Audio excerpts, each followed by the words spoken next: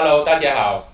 有股有问这只 SmartPay HPI，我们来看看一下。这个是在美国上市的。首先呢，它出现了这个熊的指标，它的这个紫色线已经是在上面了，挡住了，肯定是不可以随便去见到。它的支撑就这条线，也就是蓝色线1.54。现在就看一下它有没有机会回到1.54弹上去的时候，那时候可以考虑一下要不要进场。不要随便追高，一定要等到它止跌回升的时候再看，因为它已经出现这个熊指标是非常危险的。